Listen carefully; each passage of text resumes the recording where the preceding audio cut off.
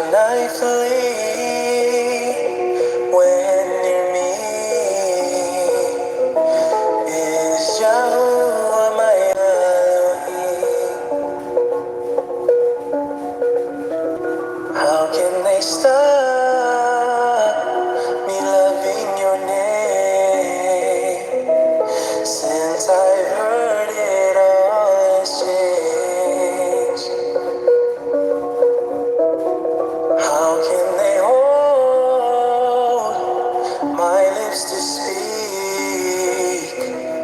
when Yahuwah's ruach's in me? I'll swim through the fire, I'll swim through the flames, and I'll keep fighting and praising your name. I'll march right into the jaws of death. I'll guard your name with my every breath.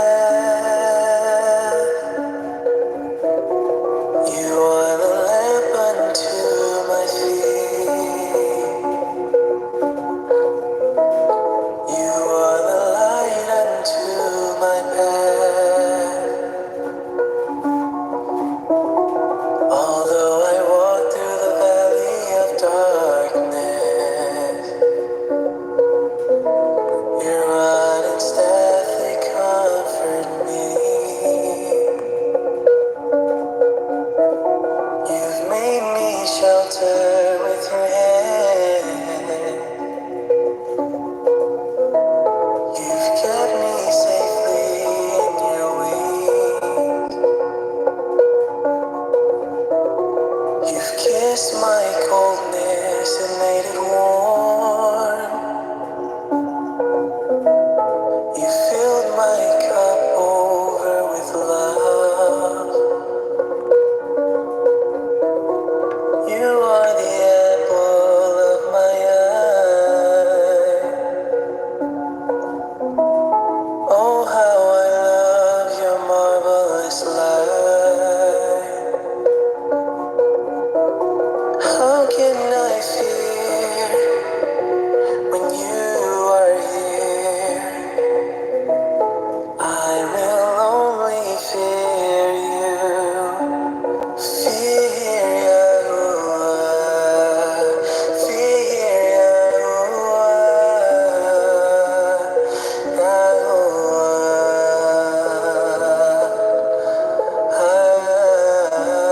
Fear Yahuwah. Fear Yahuwah.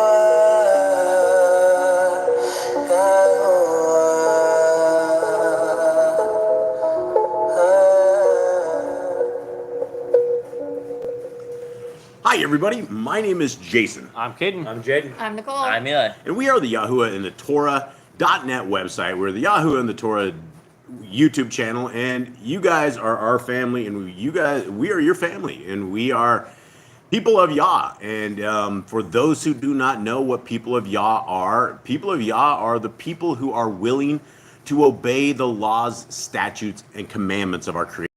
Now, our Creator gave us these laws, statutes, and commandments, and one of the laws, statutes, and commandments is that we are to keep a Shabbat service. We are to keep a Shabbat, and it's not a service, but it's more of like we're supposed to keep the Shabbat, right? There's a day that is sanctified, that is a separated day from every other day, and this is the day, the seventh day, and you know, I was going over discussion with a brother or sister. I don't even know which they were last week. And they're like, well, that is not the Sabbath day. You're keeping the Sabbath on a Saturday.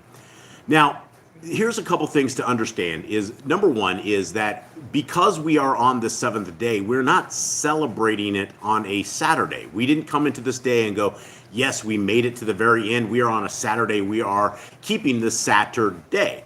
It is the seventh day for us. And when our Creator created us in creation, you can go through the book of Genesis, and Genesis 1, it simply says that evening and morning were the very first day. Evening and morning were the very first day. And he gives us a cycle of sevens. There is a cycle of sevens, and then as we read through scriptures, we also find out that there is a cycle of 50s. And we have a 7-day cycle and we have a 50-day cycle. And there is, I will be completely honest with you. I have absolutely no idea if today is the true Sabbath. I don't know. I don't think anybody out there knows this.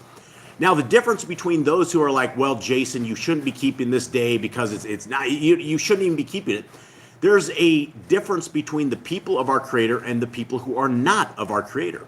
One, the people of our Creator are willing and wanting and wishing to live in obedience to our Creator. Now, for those who do not think that a Sabbath day is the 7th day, or those who do not keep a Sabbath day whatsoever, well, you're probably not going to keep any day that is what you would call a Sabbath day. If you haven't set on a day that is not, that you think is a Sabbath day, and you treat it like a Sabbath day, you're probably never ever going to get into Sabbath keeping. And regardless of if it's a Tuesday or if it is a Wednesday or whatever day it is on the Gregorian calendar that the Sabbath day truly is, our Messiah Yahushua, who most people know as Jesus the Christ, will come and set this straight. Our King is on his way. Our King has already been designated. He's already been set, and he's getting ready to come forth. And there will be a second Exodus, and there will be a gathering of all the people from all the nations, all 4 corners of the earth, of the world that we are into. And when those days are here, our Messiah is going to set all of this straight. He's going to get us the exact day of Passover. He's going to get us exactly what we need to do on the new moons. He's going to get us the exact day of the Sabbath. He's going to get this all in line for us. Now, if we aren't attempting to do this, if we aren't practicing this, if we aren't trying to get into obedience with our Creator, then we're falling. We're falling away from the wayside. There is one way to the kingdom, and the way to the kingdom is with obedience to our Creator. Now, you have to have a Messiah along with that. You can't just do this. You can't do it. You can't make the kingdom simply with a Messiah and no Torah. And you're not going to make the kingdom with a Torah and no Messiah. Now, we have examples of righteousness back in the days. We have Abraham, Isaac, and Jacob. We have all of our forefathers who have come across, and they were saved simply because of their righteousness. Now, 2,000, 3,000 years later, we have a Messiah. We have a high priest that we call our Melchizedek priest. Now, our Melchizedek priest was a human-born son of the Most High. The son of our Creator was born. He was put onto this earth. He was given the same kind of tribulations. He was given the same kind of trials. He was given the same kind of hurt, the same kind of anxiety, the same kind of hunger, the same kind of pain, the same kind of everything. And he walked the Torah perfectly. Now, when you walk the Torah perfectly, what you're saying is that you were able to walk Genesis, Exodus, Leviticus, Numbers, and Deuteronomy.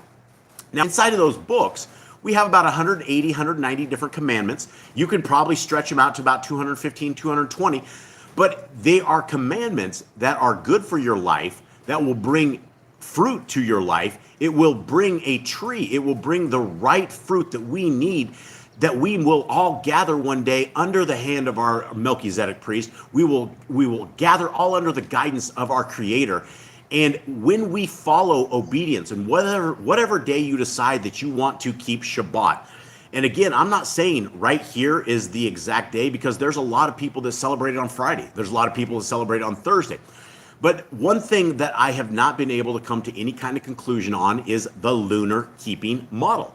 Now, the lunar keeping model is a model that once a month or once every couple of months, you will change the day of Sabbath. You will go from a 7-day cycle and you will break it down. Some days your weeks are 5 days in a week. Sometimes your weeks are 7 or 8 days, 9 days in a week even.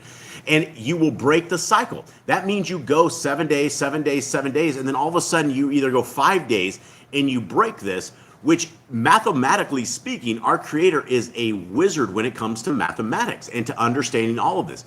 Now, if we fall outside of cycles of 50, then I believe that we are doing it wrong. And so the entire point of my entire talk on this little thing is that regardless of whatever day you think that Sabbath is, we are here as a family. We are here celebrating the day that our Creator has given to man, that we are able to spend this with Him.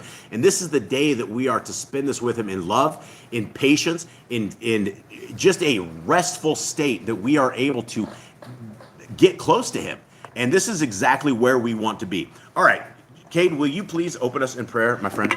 Gracious Father, we thank you for this day. We thank you for reuniting us once again as a family after a long week of trials and tribulations, that you have brought us all back together under your blessings, under your Shabbat, under your rest. And I ask that we get a full rest today, that we get a full reset on life, that we get a reset on our spiritual walk with you, and that we can continue in the blessing, continue in the walk, continue in the Torah, continue in your ways and your guidance and your will. I thank you for your Son. I thank you for the people that we can spend this Shabbat with, that we can spend this wonderful day you have blessed, you have called ordained with. I ask that we get from your word what you want us to get from it today, and that everything we read is blessed by you.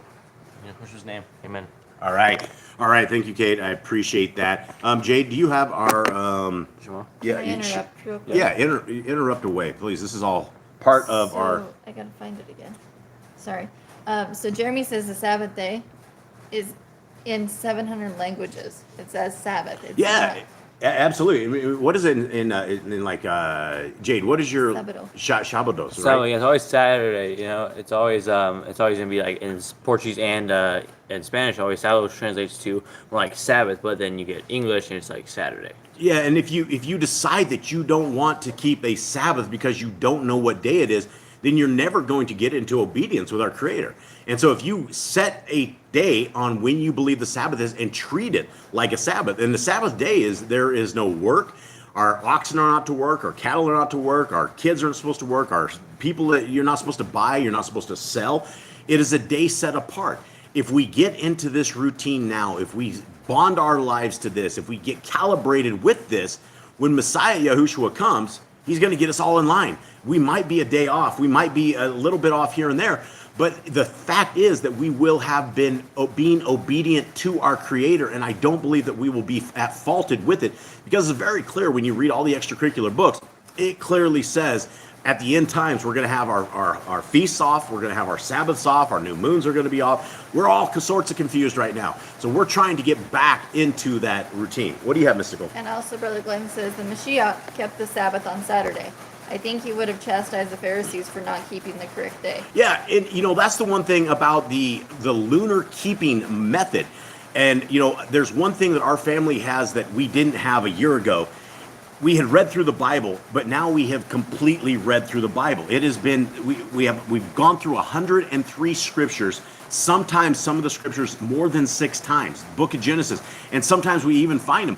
But there is no place anywhere in the scriptures from the beginning of the book to the end of the book that if you had a lunar calendar and your day was changed, there is no such confusion anywhere in the scriptures, right? All the way through all the Kings, all the way through Chronicles, all the way through it.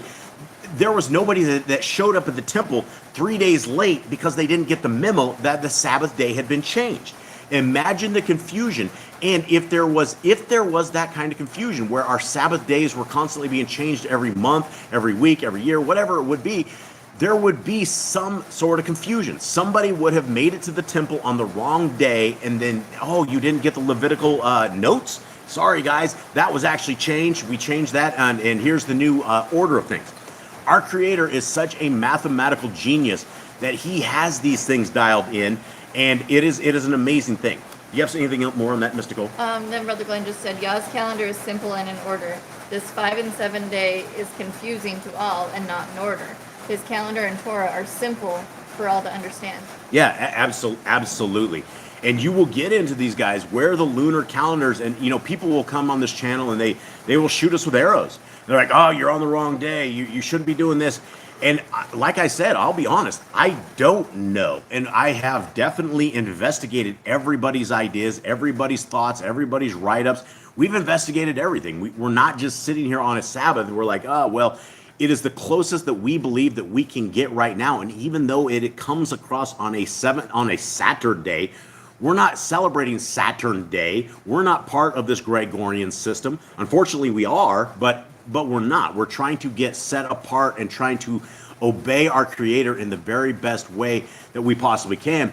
And I guess my entire point of this is that those who refuse to set a Sabbath apart and to do this, you're not starting the first step of this kingdom walk. You're not separating yourself from the rest of the world. You're doing just what the rest of the world does. And we are called to be a set apart people. We are called to look different, smell different, taste different, be different, act different. Everything that we have in our life needs to be set apart. If we look just like the rest of the world and nobody can tell a bit of a difference, then you are part of the world, and that's not the kingdom path. All right, Jade, let's get us our Shema, please. Hear, O Yisrael, Yahuwah Elohim, Yahuwah is one. You shall love Yahuwah your Elohim with all your heart, with all your being, and with all your might. And these words which I am commanding you today shall be in your heart. You shall impress them upon your children, and shall speak of them when you sit in your house, and when you walk by the way, and when you lie down, when you rise up. And shall bind them as a sign on your hand, and they shall be as frontlets between your eyes. And you shall write them on the doorposts of your house and on your gates. Yeah, and I want to touch on, can you read that, Ms. Nicole, what Joanna said on that, on the name of Yahweh? Let's talk about that. Yep, she says, another thing I've heard is the debate over our Creator's true name and Messiah's true name. Yeah, that's an excellent topic to even talk about, right? And yet, that's another thing that, hey, we're 6,000 years since the time that they had brought this stuff up. We are talking about this in another language that they did not speak English back in the days, right? We are going from ancient Hebrew into whatever their normal Hebrew is, and then it's passed on, and then we've gotten it down through the ages, right? Look, the name is very, very important. If we understand, first and foremost, that there were no J's in Hebrew, our Messiah's name wasn't called Jesus. Now, that is important, but is this a salvation thing, right? It doesn't appear to be a salvation thing. When you read scriptures, we are, what it appears to be, which salvation is keeping the laws, statutes, and commandments of our Creator and the faith of Messiah Yahushua. When you read Revelations, when you read all through the scriptures, that's what it appears to me is at your requirements of salvation. For those who don't care about the laws, statutes, and commands, well, then more than likely our Creator isn't going to care about what you're up to and what you're doing.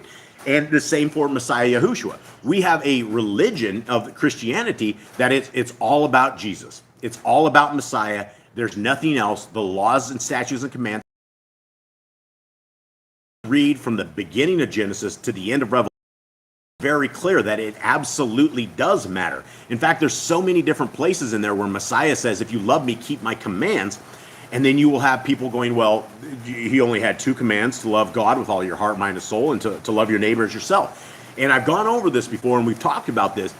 And if you are going to say that you love your Creator with all your heart, mind, and soul, but yet you do not do what he says, can we be honest with ourselves that you truly don't love our Creator with all your heart, mind, and soul? It's the same way that you say, I love my wife with my heart, mind, and soul, and then every other night you get drunk and you beat her senseless and wake up in the next day and you're like, hey, I still love you, baby, with all my heart, mind, and soul. But they know what's coming, right? You cannot say things and your actions prove otherwise, right? That is the basis of everything.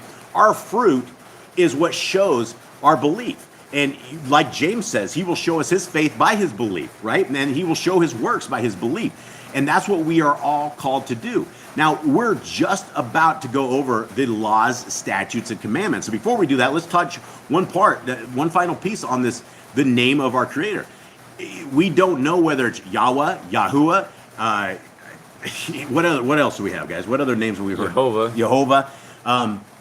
Right? And again, we're coming from old school language to a language that isn't ours. And so the obedience part is what it seems to matter more than anything other than a name. And I mean, there's going to be a tremendous amount of people that die and have never ever heard the name Yahushua. They've only heard Jesus. And because that's all we learned from the King James 1611 Bible is where they changed it from IESUS, which is Isis, to Jesus. And again, names do not translate. I live in a South American country. My name is Jason. When I came down here, people don't know how to say my name. They call me Yason, right? Because J's don't have that J sound. There's no such thing. And so even though I moved to a Spanish-speaking country, my name did not translate. People can't figure it out. They see the J and they still say J. And if I'm in English, North America, that's not a problem. Everyone knows what the sound of J sounds like. But the entire Hebrew language did not have the letter J in it. And so All right, let's continue on right here, guys. Hopefully you guys are doing good. I don't know why I'm rambling here, but I really, really appreciate all of you guys out here. I love you all. Like Philly says, yay, son. I haven't heard Jason for like 10 years since we moved down here. Nobody gets it. Even Jaden. They call him Hayden. And so they have no idea how to pronounce the name. Okay, let's continue on. Now, we're going to go over these laws, statutes, and commandments, and they are awesome. Guys, these are super, super, super amazing things. These are, if you're looking at what the Bible says is salvation, we're getting a cliff notes, right? This is what the Bible says. Revelation 14:12. Or is it 12:14? Is it 12:14 or 14:12? It's 14:12, isn't it? Yeah. 14:12. It says that the people who are saved are the people who are obedient to the laws, statutes, and commandments, and that have the faith of Messiah Yahushua. It's a two-lane road, and you need to take up both lanes of that road to find this kingdom path. So this is what we're about to read, and guys, as we read through these, remember, let's go slowly on these, because I know we can zip through these, but there's a lot of people for the very first time that will never ever hear this, except possibly here, and so we want to make these great. All right, so here we go. Let's go. Be fruitful. Multiply. Replenish the earth. Subdue it. Have dominion over the fish, fowl, and every living creature. The herb bearing and every tree is for food. Man and woman should build their own families. Master sin. Every clean, willing thing that lives shall have food for you. Do not eat the blood. Walk before me and be perfect. Guard Yahuwah's covenant, laws, statutes, and commandments. 53 plus times, my friends, is we have been told that we need to guard Yahuwah's laws, statutes, and commands. And guys, as you can see, there's still a typo in this app because I haven't got a new app demo yet. And so it's not HWHY, and so please don't get any confusion on that. It's YHWH is the English of what we know, and the paleo looks completely different than that. But this is where we have been told over 53 times. I promise you there is no law, there is no commandment, there is no statute with this kind of foundational Bible verse foundation. Every single one of these, it tells us. Why did it tell us to guard these? If this was not important, that we need to guard this, why were we just told over 53 times, over more than any other commandment on any other scriptures, that we need to guard them? When you nail the scriptures to the cross, you're absolutely not guarding them. When you eat pig, you're absolutely not guarding the laws, statutes, and commandments. Same for lobster, shellfish, all of this stuff. All this stuff that is part of the world, this is what we are trying to avoid. And this is why when we read through these laws, statutes, and commandments, sometimes they may get old. Sometimes you may say, Jason, you've been through these so many times. It's boring. Guys, these are not what boring is. Boring is living in hell under Satan's commands. These are exciting. These are very, very exciting. Okay, every male shall be circumcised at 8 days old. Teach your children the commands and guard the way of Yahuwah. Remember Yahuwah's name for all generations. Keep the Passover, Pesach. Keep the feast of unleavened bread, festival of matzah. There is one Torah for the stranger and the Hebrew. Sanctify all firstborn to Yahuwah. There are no mighty ones before Yahuwah. You shall not make graven images. Do not bring Yahuwah's name to naught. Keep the Shabbat. Honor your parents. Do not kill. Do not break wedlock. Do not steal. Do not make false accusations against your neighbor. Do not covet anything of your neighbors. Do not make an altar from a rock that a tool has touched. Do not go up to the altar by the steps. If a man steals cattle, he shall destroy it 5 times. Yahuwah's Torah, laws for criminals. Do not lie with beast. No sacrifice to other Elohim. Do not oppress the stranger, fatherless, or widow. Do not charge your brother interest. If you borrow your neighbor's raiment, return it to him before sunset. Do not curse the ruler of your people. Do not eat what is torn of any beast. No false, Hit it, kid. no false report. Do not follow the multitude of evil. Do not judge unrighteously against the poor. Do not, or bring back your enemy's cattle if you find it going astray. Help the animals of your enemy. Stay away from rumors and gossipers. Take no bribes. Do not oppress a stranger. Love the stranger. Keep your land rest in the 7th year. Do not mention any pagan names. Keep the feast of Yahuwah. Do not cook your goat in his mother's milk. Obey the ministry who listens before you. Do not bow down to other Elohim. Serve Yahuwah. Make no covenant with other Elohim or outsiders of the land. Do not make or use anointing oil on a normal person. Do not make or use perfume on a normal person. Do not eat the fat. Do what you say you're going to do. Return what is your neighbor's. Obey Yahuwah's dietary laws. Women's time of separation. Obey Yahuwah's hygiene laws. Keep the day of atonement, Yom HaKorim. Do not uncover the nakedness of your family. Do not take your woman's sister for a wife. Do not lie with a woman for uncleanness. You shall not sacrifice your children to Moloch. Do not be a sodomite. Be Kodesh. Do not reap the corners of your field, or you shall not glean your vineyard. Do not deal falsely or defraud your neighbor. Do not lie or be a liar. Pay your workers for the day's wage they are due. Do not harm the disabled. All right, let's talk about this real quick. Do not harm the disabled, right? I'm just taking this one law, and I'm not even picking on this law. I am pointing this out to us that if the laws were nailed to the cross, if they didn't matter to us anymore, then we just have a law in commandment number 75 where it says, do not harm the disabled. Can you imagine if the laws are nailed to the cross and all of a sudden you are able to go through a senior center and just annihilate them, right? Can you imagine that? These are the laws that if you don't want them part of your life, then part of that would be you're okay harming the disabled, right? We're talking about laws that apply to our life and to our life. And why this law is here, we don't know, right? Obviously, something was happening where there was a group of rogue thugs and they were harming the disabled, right? Obviously, it was enough that there had to be made a law for it. But if you think that these laws aren't good for us, or if you are in a religion that you decide that, hey, you know what, these things don't matter to me, by default, you're that guy that's able to harm the disabled. Think about that. When you look at yourself in the mirror, is that you? Or do these laws make a tremendous amount of sense to us that everything that we're talking about here are guides to life? They're pavement. They're the asphalt for the road that makes the road soft and it makes it nice drivable. All right. Do not endanger your neighbor. Do not hate your brother. Rebuke your neighbor for his sin. Love your neighbor as yourself. Do not diverse your cattle. Do not mingle your seed. Do not mingle linen and wool. Do not lie with a taken woman. All right, Mystic, what do you got? You're over there, Chuck. Grant says, gee, they kind of did go through and off on the elderly in 2021. They did what? Oh, yeah. Well, yeah. Well, absolutely. Yeah, no, the entire world, everybody flipped their biscuits when it came to the world that we are in right now. Everybody basically, when 2019, 2020, and 21 came around, the entire world split. Half the world went, not even half the world, I would say a very small fraction of it went and sought Yahuwah, and the other part of it sought money and Hasatan. All of a sudden, all of these so-called doctors, all of these people that we're supposed to be trusting, they all jumped on board with Satan, right? These are Satan's people. When you look at them and when you look at their actions and when you look at what they did during this thing that we can't even talk about because it is so censored, that's who they sold. They sold their soul to Hasatan, and there's no going back out of it. The damage they did and the euthanizing they did, it's gonna get them. All right. Do not eat the fruit of the trees for 3 years. Hold on, you can't go further. Okay. Chris with Bobby Z channel, Obi Line's channel, he says, what does diverting cattle mean? Crossing breeding? Diversing the cattle. So there's a couple of different things on that. I think Brother Glenn would have a better explanation on it.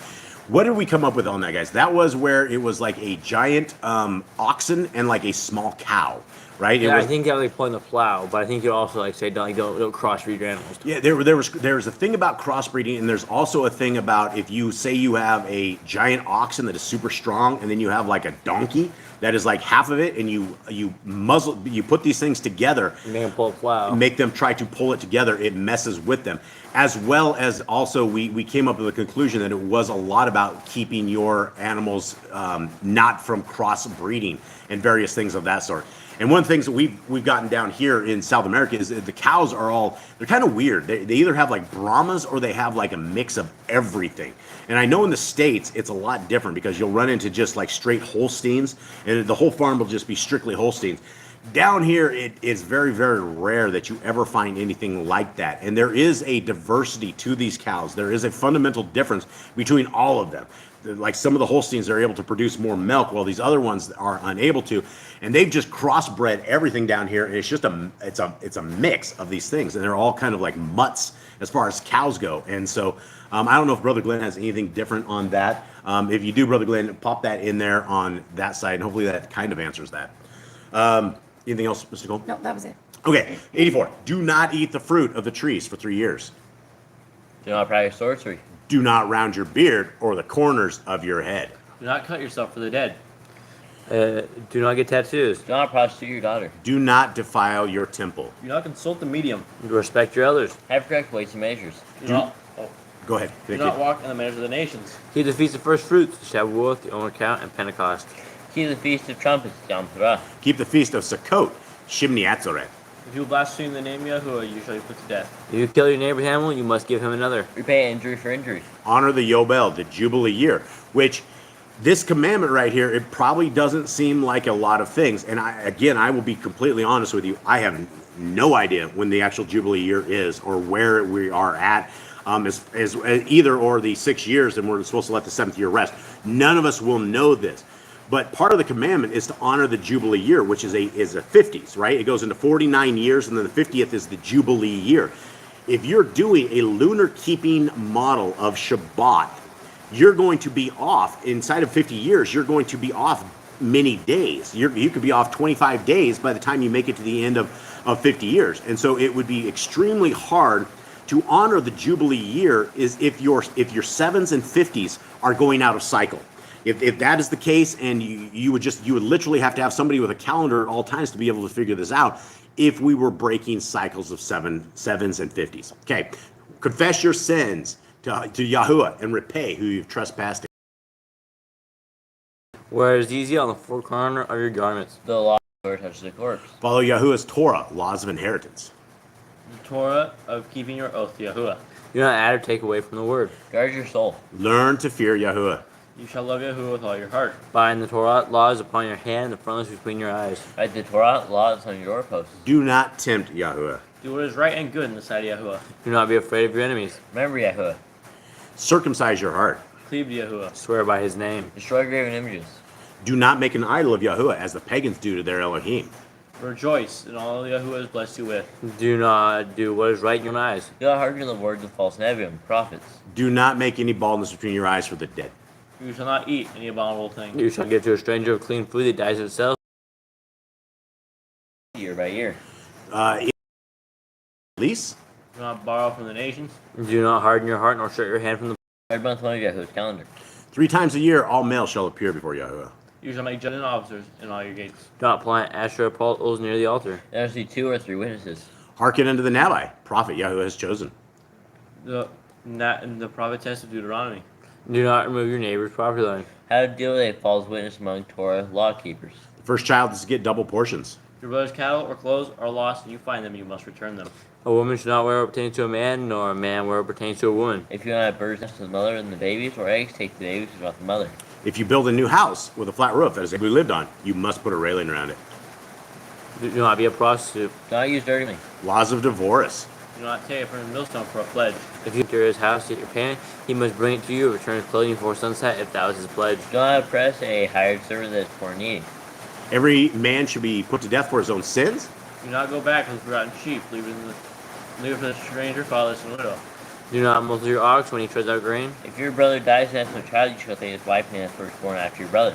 At the end of 7 years, you are to read the Torah at the Feast of Sukkot, Feast of Tabernacles. All right, so that is it, guys. Get us queued up there, Eli. That is the end of the laws, statutes, and commandments. Those are found in and around Genesis, Exodus, Leviticus, Numbers, and Deuteronomy. Those are what people call the laws. Those are the same things that the Christian religion will tell you do not apply to they're dead. They're on the cross.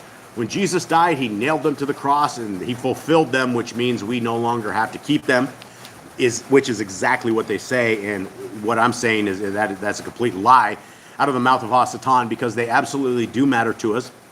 And again, if you don't think they matter to you, which laws? Which laws are the laws that don't really matter to you? Which one? Do you want to hurt the disabled? Do you want to drink the blood? Do you want to look at your kids naked? Which one is too much for you, or which one doesn't make any sense? Because I haven't found anything that doesn't make sense. It makes complete sense with all of it. Yeah. All right. And before we get into this, Mr. Cole, give us a shout out to our fam here in the chat. All right, let me try to scroll back up here All and right. get everybody. So, Brother Glenn, The Grand, Cover to Cover with Jeremy Pierce, Joanna, Jeannie Not of This World, Obi Lines or Bobby Z or Chris, Chris is always out there changing his name on this thing. So Worldwide Widow, Sylvia, Did I say Joanna? I think Yep. I said Joanna. But she's so cool. We'll say hi twice. A couple new ones. The truth must be told whether you receive it or not. Mama C. A is here. Yep, that's Rhiannon's mom. Yay, Rhiannon's mom. Hi. Philly, Rhiannon, Zach, and Damon are all here. Slangers. Yay. Everybody. Yay for everybody's here. Let's see. I think I got everybody. I don't know if I missed anybody. If I did, I'm sorry. If we missed you, here's a big hug, big loves to you. We thank you very, very much. There was another new one. There was two new ones. Beverly and Abina. Yeah, I think Abnia. All right. Well, greetings to everybody out there. Much love to everybody out there. We hope that you guys are having a very, very restful Shabbat. And thank you guys for hanging out here. All right, let's continue on here. All right, so we are into Exodus. Now, we're going to read this a little bit differently today. Now, last week and the week before, I decided we weren't going to do Targums again. And I guess that's how quickly I changed my mind, because when we put the Septuagint up to it, when we put the Scriptures of Yah up to it, they're virtually identical. There's like no difference to them. And so as we're reading through them, we can't find any differences to them. So I thought maybe we better add a little bit more meat to this. And so we went into the Targums again. I read through this, and this is a different version of the Targums. This one has had the names restored. And because I'm getting so old, my eyesight really kind of is not these days. I'm going to have Eli read the top part of that. I'm going to read the bottom of this. I'll read this, which is the Scriptures of Yah. And so this is Exodus 2, and so we want to get as much meat and potatoes as we can out of this, and if we run into bones that we find that are obviously not right, we will bring this up. But I think everybody here around this table is mature enough that, you know, we can, all of us, our family out there, you guys, we can read through this stuff. And, you know, if you are a Torah keeper, if you understand the laws, statutes, and commandments of our Creator, it's hard to get one over on you, right? And that's the thing, that we don't want to get one over on us. We don't want to start believing Jewish fables or the fables of the Jews or things of that nature. And, you know, for those who do not know, we are not Jewish. We do not claim the religion of Judaism at all. This is not. So if you're looking for the Jew channel, this is absolutely not us. We are the Torah keeping channel. We have no religion, no religious affiliation. We have no anything other than we have a family out there who we love dearly, you guys, and who love our Creator as well, and who want, you know, the kingdom road. And I fully hope and fully expect that I will get to high five and give you guys all a giant grizzly bear hug one day, because I hope that I get to meet every single one of you guys, because we pray for all of you and we love you all. And so it's just really, really nice that we have family out there. All right, so let's begin on this. And Mr. Cole, I got to turn the chat off here, so let me know if anything happens out there. Okay, we are in Exodus 2, and at the bottom we're reading the Scriptures of Yah. And the Google application should be out, I would say, probably in under 14 days.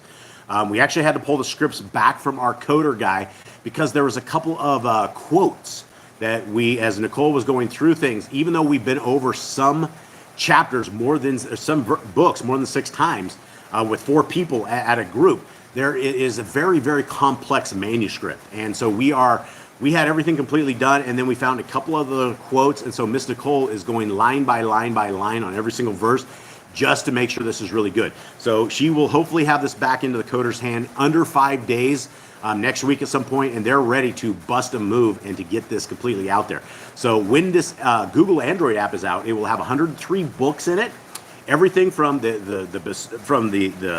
beginning, the Tanakh, all the way to the Basora, all the way to the end, and along with the Apocrypha, which has an enormous amount of books that I do not think that you guys will ever find in any one place that have restored names. Now, the project we did is we took about 60 some books of another project, a criminal enterprise, and we put them together, and then we restored the names of a ton of other books.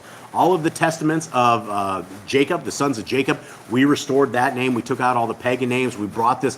So there should be 103 books that are consistently very, very close together. And it's going to be amazing. I'm so excited for this project. And for those who have helped out with this project, thank you guys so much. Everybody knows who that you guys are. And we love you. We love you guys all for being able to be able to help us out with this and to get these Bibles out. And we hope that this Google app is able to get scriptures out in mass. And unlike anything else, there's no Google app out there. There's a Sefer, which you can pay like $25 for. This will be 100% free. It will always be 100% free. And we hope that Yah's will is done and that his name is magnified and that the kingdom people are starting to be rounded up so that we can find some more of y'all out there. Okay, here it is. Exodus 2. And a man of the house of Louis went and married a daughter of Louis. And the woman conceived and bore a son. And she saw that he was a lovely child. And she hid him 3 months. And when she could hide him no longer, she took an ark of papyrus for him and coated it with tar and pitch and put the child in it and laid it in the reeds by the edge of the river. And his sister stood at a distance to know what would be done with him. All right, and there we have Eli as our first reader. Let's do this, buddy. And Amram, a man of the tribe of Louis, went and returned to live in marriage with Jochebed his wife, whom he had put away on account of the decree of Pharaoh. And she was the daughter of 130 years when he returned her. But a miracle was wrought in her, and she returned in youth as she was. When in her minority she was called the daughter of Louis. And the Jerusalem, and there went a man of the tribe of Louis, and took Jochebed, who was beloved of him, or who was related to him, to wife. And the woman conceived and bare a son at the end of 6 months, and she saw him to be a child of steadfastness, or of steadfast life. And in 3 months, which made the number 9. But she could conceal him no longer, for the misery had become aware of him. And she took an ark of papyrus, tunes, and coated it with bitumen and pitch, and placed the child within it, and laid him among the reeds of the bank of the river. And Miriam his sister stood distant to take knowledge of what had been done to him. All right, so let's talk about this real quick. Because it says something about 6 months. What do we make of this? Eli, were you embarrassed? No, it's just hard because of all the reading. I kept wanting to say like periods and commas and capitals. Yeah. We're all doomed here. I don't know if we'll ever read a book the same. We always start off things with the capital Anne, the daughter of capital Pharaoh, came down to wash, something of that sort. And so we've done. When you look at it, it's over 1 million words is how we read this times 4. So there's a lot of words here, and so we are all messed up. So I don't know if we'll ever read the same again. But anyway, let's talk about this real quick. It talks about the woman conceived at the end of 6 months. What do we make of this? Is it? This is for 3 more months. Maybe like she was everyone says she was pregnant, so she hid herself in the house for 3 months, and after Can 9, you have a baby naturally at 6 months and it live without those extra 3 months? Does anyone know? I'm sure you can. I don't know how they did it back then, but I'm sure like Is this what we're talking about? now That they're Moshe was premature. a preemie? Possibly. Possibly. All right. I'd never heard that before. That was the first time we ever heard any of this. All right. So we're continuing on. Bottom here. Hold on. I'm going to move this up. Okay. And the daughter of Pharaoh came down to wash herself at the river. And her young women were walking by the riverside. And when she saw the ark among the reeds, she sent her female servant to get it, and opened it and saw the child. And see, the child wept. So she had compassion on him and said, "This is one of the children of the Hebrew." And his sister said to Pharaoh's daughter, "Shall I go and call a nurse for you from the Hebrew women to nurse the child for you?" And Pharaoh's daughter said to her, "Go." And the girl went and called the child's mother. And Pharaoh's daughter said to her, "Take this child away and nurse him for me, then I shall pay your wages." So the woman took the child and nursed him. All right, Eli, you want to read on this? Okay, you could have gone some more back. All right, let's roll on here. Come on, son. You're on stage now. I was about to say capital N. Don't do that. And the word of Yahoo. Wait. Yeah, they do Yahuwah, and then they also have the paleo, and they also have the name in this one. And the word of Yahuwah sent forth a burning sword and inflammation of the flesh upon the land of Mizraim. And the daughter of Pharaoh came down to refresh herself at the river. And her handmaids, walking upon the bank of the river, saw the ark among the reeds, and put it forth on the arm into it, and went immediately and healed the burning inflammation. And she opened and saw the child, and behold, the babe wept, and she had compassion upon him, and said, "This is one of the children of the Hebrews." And his sister said to Pharaoh's daughter, "May I go and call for you a nursing woman from the Hebrews to suckle the babe before you?" And the Pharaoh's daughter said, "Go." And the damsel went and called the child's mother. And the daughter of Pharaoh said, "Take the child and suckle it for me, and I will give you your wages." And the woman took the child and suckled him. And the child grew, and was brought to Pharaoh's daughter, and he was beloved by her as a son. And she called his name Moshe, because she said, "I drew him out of the water of the river." All right, so as you guys can see, and hopefully it doesn't make a lot of noise, I have to move this tablet back, so if it's making a horrible noise, guys, I'm super sorry about that. This is, when we look at the hand of our Creator, every last thing in our lives, He has under His control. Everything. Like there is no, I don't believe in like really random happenstance. I don't believe that, oh, it's just an anomaly that things happen. They do happen. There's definitely anomalies. There's definitely these things. But as far as the hand of our Creator goes, and us in our house and Boss Clan here out in the middle of the tropical jungles of South America, we have seen things that have happened that are supernatural, way beyond just, oh, this is just random happenstance stuff. We know that our Creator lives. We know that His hand is upon everything. We know that He can stop fires in dry brush right at it. We've seen it. We have seen when He stopped and His messenger stopped a fire in the middle of burning green. It wasn't even green. It was dry grass. We've seen this over and over and over. We've seen things and had things happen that are not normal, right? Our Creator runs everything. This is why being in the hand of our Creator is an amazing thing, because our Creator knows how many hairs are in your head. He knows when you're hungry. He knows when you're thirsty. He knows when you don't have heat in your house. He knows when your house is being ripped to the shreds. He knows all of this. And nothing is without a purpose. And so when Moshe was put down into the river, and there was, why would these girls all of a sudden just hang out down by the river, right? Oh, you could tell from the Targums, there was Yah was sitting there giving them some festering sores. They had some issues. Somebody was a little hot. These things were like burning the legs, burning the back. Let's get down to the water, right? All of this was probably designed for thousands of years ever before this particular thing went down, that this is how our Creator was going to do this, how He was going to run his thing.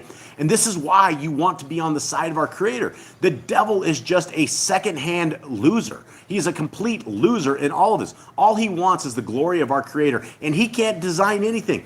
The guy can't even like formulate inoculation right? The guy can't even make chemicals right. This guy is a complete loser, and he's like, oh, follow me. You guys can all hang out with me. Why don't you all hang out in hell with me, right? That's just the guy's a loser. And so our Creator is the winner. He has everything in His control. He has it all under. Does that mean we're going to go unscathed? Does that mean we're going to have no problems? Does that mean we're not going to shed tears? We're not going to have problems. We're not going to become immobile. Guys, it's all part of our testing experience. It is all part of what I call the human experience. We don't even know how good we have it until we lose the things that we have, and then we understand how dear life is to us in everything. That is the human experience. All of these tears, all of this joy, all of this stuff. This is what is creating for us the world that we can possibly get into, which is the kingdom to come. It is what is giving us a resume for this. And we have one shot at this. We have 120 years to get our life together. And our Creator is not just sitting back doing absolutely nothing. Our Creator has His intricate hand in everything of our lives. Everything. It doesn't matter where we're at in captivity. It doesn't matter if you're North American. It doesn't matter if you're South American. We're all in captivity when it comes down to being Yah's people, right? And our Creator is going to come, and He's going to get us, and He's going to grab us, and He's going to give us our King. And this King is going to come and put all of this stuff in order for us. But everything in this life has been handpicked. The moments, even this moment right here that you guys are listening to this, and we're all hanging out as a family, this has been ordained. This was built many, many, many, many years ago, that our Creator has set down this and has planned this stuff. And that's the team to be on. Team winner, not team loser. All right, where are we at on this? Sylvia says, agree, Jason. Also saw supernatural things happening. Our Creator is mighty. The devil cannot create. Yah is the creator of everything, and He even created Hasatan. Yeah, the only thing the devil can create is chaos, right? That is the only thing that he can do, is he can take what our Creator built, which everything in creation is amazing. I know you guys all live in cool places out there. I think the jungles of South America are pretty cool, because you can go out there and you can look, and there's new plants. You'll find plants that are everywhere that you've never ever seen before. And when you look at them, we have one plant called a shame tree. And this shame tree, you touch the tree and the leaves all wither in. They all like huddle up. It's like they get upset. If you barely touch the plant and shake the leaves at all, they literally like close their clothes up, and it's simply amazing. And they're literally called shame trees down here. But that's just one of the craziest things down here. Every single plant, every single animal, everything has such amazing design to it. That's the power of our Creator. All right, now setting up verse 11. Yep. Sorry guys, getting on soapbox here. 11. And in those days it came to be, when Moshe was grown, that he went out to his brothers and looked at their burdens. And he saw a Mitzrite beating an Hebrew, one of his brothers. So he turned this way and that way, and when he saw no one, he smote the Mitzrayite and hid him in the sand. And he went out the second day and saw two Hebrews fighting. And he said to the one who did the wrong, "Why do you smite your neighbor?" And he said, "Who made you a head and judge over us? Do you intend to slay me as you slew the Mitzrayite?" And Moshe feared and said, "Truly, this matter is known." And Pharaoh heard of this matter, and he sought to kill Moshe. But Moshe fled from the face of Pharaoh and dwelt in the land of Midian. And he sat down by a well. All right, now I got my little homie here, Eli. He's going to put it down. Yeah. And those days when Moshe had grown up, he went forth to his brethren, and saw the anguish of their souls, and the greatness of their toil. He saw a Mizraite man strike a Hebrew, a man of his brethren. And Moshe turned, and considered in his wisdom of his mind, and understood that in no generation would there arise a proselyte from the Mizraite man, and that none of his children's children would ever be converted. And he smote the Mizraite and buried him in the sand. And the Jerusalem says, And Moshe, by the set apart Ruach, considering both young men, saw that, behold, no proselyte would ever spring from that Mizraite, and he killed him, and he hid him in the sand. And he went out the second day and looked, and behold, Dathan and Abiram, men of the Hebrew contended. And seeing Dathan put forth his hand against Abiram to smite him, he said to him, Wherefore do you smite your companion? And Dathan said to him, Who is he who has appointed you a chief man and judge over us? Will you kill me, said he, as you did the Mizraite? And Moshe was afraid, and said, Verily, this thing has become known. And Pharaoh heard this thing, and sought to kill Moshe. Moshe escaped before Pharaoh to dwell in the land of Midian, and he sat by a well. Okay, so this is a little interesting, right? Because in the Targums, you actually get names on this, where you didn't get the guys' names. We know those two. Do we know those? Those are Korach's guys. Oh, are they? Mm-hmm. Oh, they're the same ones? Yeah, I'm pretty sure that's their two names. The guys who were hanging out with Korach, and they got swallowed up. Huh, could be. Yeah. Dathan was one for sure. And Dathan and Abiram both were. But, I mean, they would, there's probably a lot of the same guys with the same names, right? We don't have. All right, well, anyway, let's continue on. Okay, 15. Was it 15? 16. All right. 16. And the Kohen of Midian had 7 daughters, and they came and drew water, and they filled the troughs to water their father's flock. But the shepherds came and drove them away. Then Moshe stood up and came to their rescue and watered their flock. And they came to Reuel, their father, and he said, How is it that you have come so soon today? And they said, Mitzrayite rescued us from the hand of the shepherds, and he also drew enough water for us and watered the flock. And he said to his daughters, And where is he? Why did you leave the man? Call him and let him eat bread. And Moshe agreed to dwell with the man, and he gave Zipporah, his daughter, to Moshe.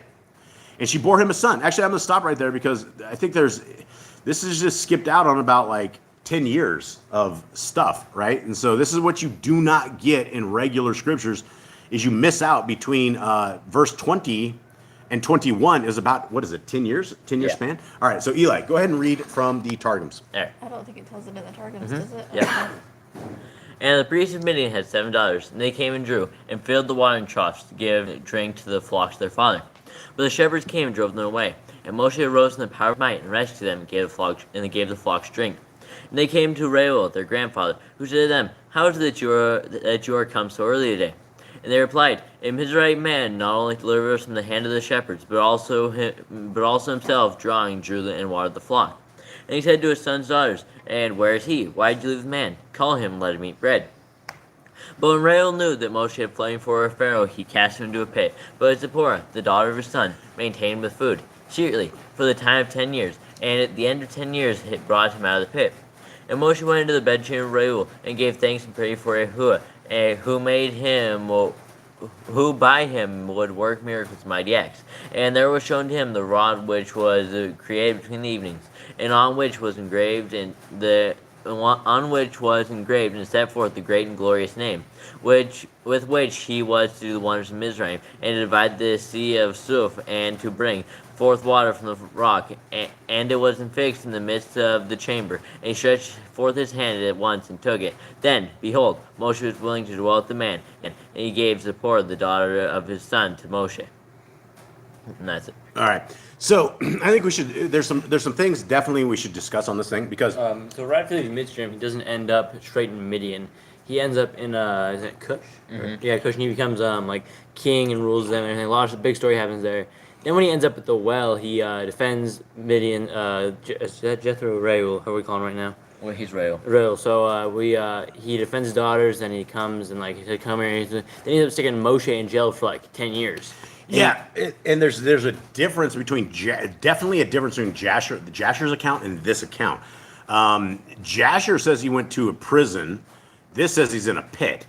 I mean, maybe the pit is underground prison. Yeah, because she had go downstairs. I remember that. Yeah, and there's another thing, because we were kind of chuckling at some of this when we were reading through Jasher. We were like, a lot of it sounds like the legends of the Jews, right? There's some stuff. One of it sounded like the Disney story, The Sword and the Stone, because they were talking about after Moshe got out of jail, and basically somehow his daughter Zipporah fed him for 10 years in this jail. And in the account of Jasher, the dad goes, "I wonder if the guy's still alive. Let's go look." And they went down there well, the guy's alive. Let's bring him out. And so we don't know exactly what that account is, but it's a little weirder because when he gets out of that, there's this stick, the same stick that he uses to part the seas and all of this stuff. It's like a stick that's stuck in a stone or something out back. It was in a tree, I think. It was in a tree or something that all of these men went and tried to pull out, and they could not pull out. And then Moshe came and grabbed the stick, and it came right out. And we didn't know what to make of this, right? And so, you get, this is interesting that Targums has something of this same account when it comes to this stick that they have. Another thing, this is Adam's stick. Right. Adam's stick. All right. Are we there? Yeah, you're on 22. All right, 22. And she bore him. All right, the scriptures of Yah at the bottom, guys. And she bore him a son, and he called his name Gershom, for he said, "I have become a sojourner in a foreign land." And it came to be after those days that the sovereign of Mitzrayim died, and the children of Yisrael groaned because of the slavery, and they cried out, and their cry came up to Elohim because of the slavery. And Elohim heard their groaning, and Elohim remembered his covenant with Abraham and Yitzchak and Jacob. And Elohim looked on the children of Yisrael, and Elohim knew. Okay, now back over here, and again, I don't know if this is making a horrible sound when we're moving the stand, but maybe if it is, we'll have to figure that out next week, because these words are real small for me. Okay. And she bare him a male child and called his name Gershom, because, said he, a sojourner have I been in a strange land which is not mine. And it was after many of those days that the king of Mitzrayim was struck with disease, and he commanded to kill his firstborn of the sons of Yasharel, that he might bathe himself in their blood. And the sons of Yasharel groaned with labor, and that was hard upon them. And they cried, and their cry ascended to the high heavens of Yahuwah, and he spake in his word, delivering them from the travail. All right, let's talk about that real quick, because where have we heard this before, where Pharaoh slaughtered the kids and was bathing in their blood? It's in an extracurricular book. Was it Jasher? Yeah. Was that the one? Yeah, and so this does talk a lot like Jasher talks about, that Pharaoh was sick, and whatever they decided that the blood of the babies was going to heal this dude. They killed one baby a day to get the blood of it. How many babies was it? There was a lot, 80 babies or something, wasn't It it? was more than that. I think it was around 300. Yeah. 300 babies. Yeah, but these psychopaths, they literally would carve the babies up, and this nut job would sit there and bathe in the blood of the babies. And so this is some crazy stuff. All right, finish up there, Eli. And their cry was heard before Yahuwah. And before Yahuwah was the covenant remembered which he had covenanted with Abraham and with Isaac and with Jacob. And Yahuwah looked upon the affliction of the bondage of the sons of Yasharel, and their penance was revealed before him, which they excised in concealment, so that no man knew that of his companion. All right, everyone. And so that takes us to a sad part of the day where we're wrapping up, and it's going to be over. Well, hold on real quick, Eli. Let's go back to that real quick.